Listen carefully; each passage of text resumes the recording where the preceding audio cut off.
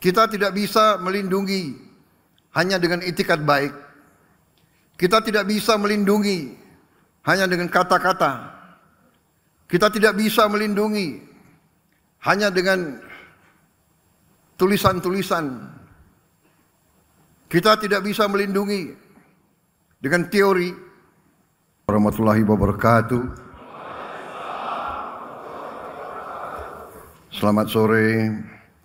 Salam sejahtera bagi kita sekalian. Shalom Salve. Om Swastiastu. Namo Buddhaya. Salam kebajikan. Yang saya hormati dan saya banggakan, Menteri Pertahanan Republik Indonesia, Letnan Jenderal TNI Purnawirawan Safri Samsudin, Panglima Tentara Nasional Indonesia Jenderal TNI Agus Subianto, Kepala Badan Intelijen Negara Letnan Jenderal TNI Purnawirawan Muhammad Herindra, para Kepala Staf Angkatan,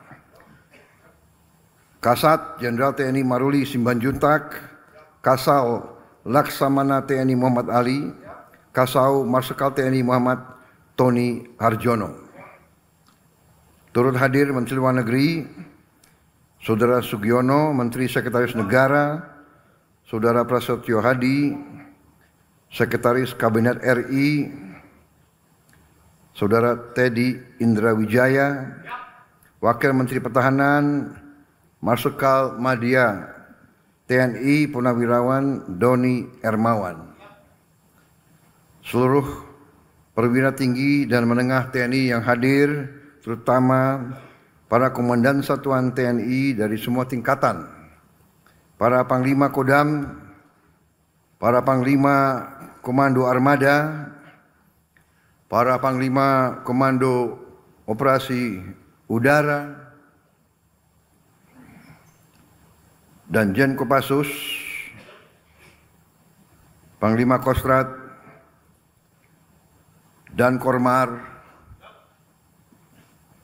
dan Kopasgat, para Komandan Korem, Komandan Kodim, para Komandan KRI, Komandan Lanut, Komandan Gus Purla, dan Latamal, dan Lanal, dan para Komandan Batalion, seluruh perwira yang saya hormati dan yang saya banggakan. Selamat sore, terima kasih atas kehadiran saudara-saudara. Beberapa saat yang lalu saya diberitahu dalam rangka Rapim TNI, Rapim Angkatan Darat, Angkatan Udara dan selanjutnya akan kumpul para komandan-komandan kesatuan, dan disarankan saya menerima para perwira untuk saya beri pengarahan. Dan ada saran untuk diterimanya di Istana Kepresidenan di Istana Bogor. Karena katanya banyak perwira yang dari daerah-daerah belum pernah menginjak Istana Kepresidenan.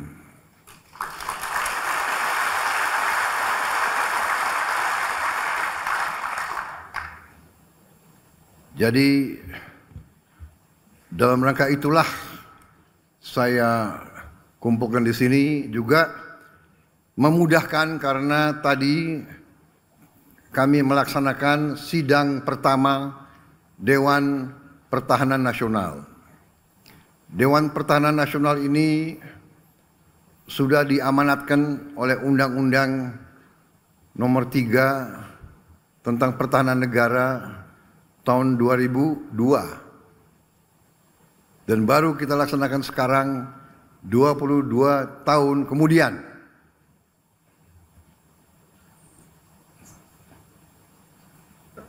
Saya kira ini juga menjadi suatu bahan pelajaran bagi kita bahwa masalah pertahanan ini adalah masalah yang vital bagi kelangsungan hidup bangsa dan negara.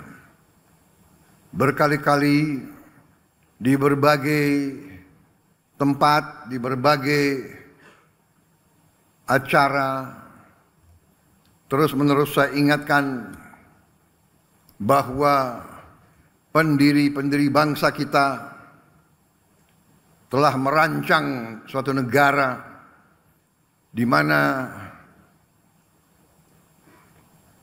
rancangan negara tersebut dituangkan dalam sebuah undang-undang dasar negara Republik Indonesia, dan dalam undang-undang dasar tersebut, dalam pembukaan tersebut jelas-jelas dicanangkan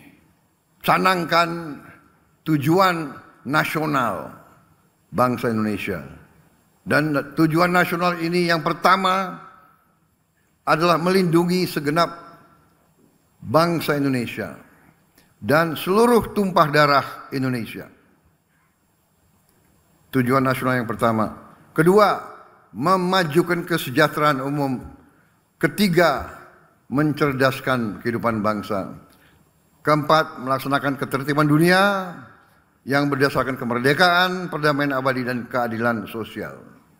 Artinya, bapak-bapak pendiri bangsa, mereka-mereka yang memperjuangkan kemerdekaan melalui perlawanan terhadap penjajahan, perlawanan fisik terhadap imperialisme, sudah dari sejak awal menentukan dan menyampaikan bahwa fungsi negara yang pertama adalah fungsi perlindungan, fungsi melindungi, berarti pertahanan. Kita tidak bisa melindungi hanya dengan itikat baik. Kita tidak bisa melindungi hanya dengan kata-kata. Kita tidak bisa melindungi hanya dengan tulisan-tulisan. Kita tidak bisa melindungi dengan teori. Melindungi adalah dengan kekuatan. Kalau sebuah negara ingin merdeka sesungguhnya, sebuah negara ingin sejahtera, maka harus punya kekuatan untuk melindungi diri, untuk melindungi semua kekayaan alam yang ada.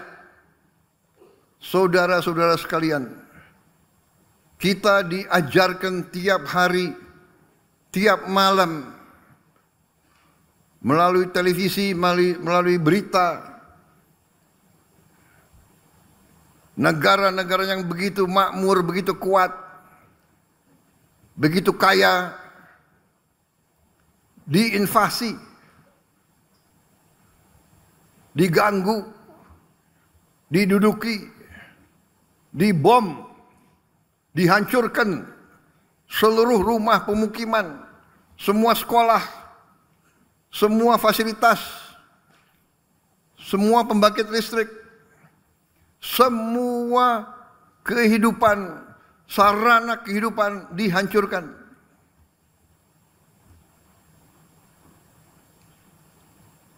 Kita bersyukur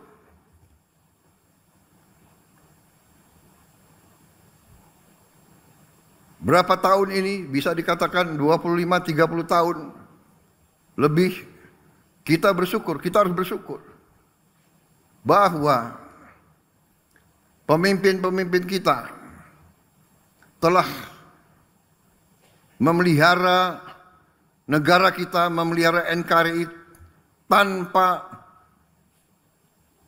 terlalu terlibat, tanpa mengundang invasi dari negara lain. Saya kira Para media, terima kasih.